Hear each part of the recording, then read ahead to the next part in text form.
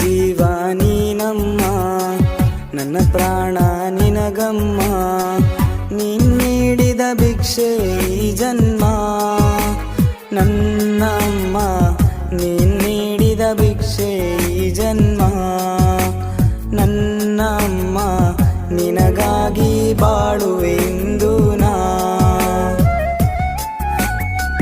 ಕಷ್ಟಗಳನ್ನು ಹೇಳದೆ, ಸಂಕಟವ ತೋರದೆ ಬೆಳೆಸಿದಳು ಅವಳು ನನ್ನನ್ನು.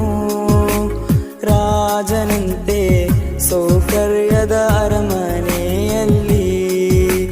ನನ್ನ ಅಮ್ಮ, ನೀನಿಲ್ಲದ ಬಾಳು ಬೇಡಮ್ಮ.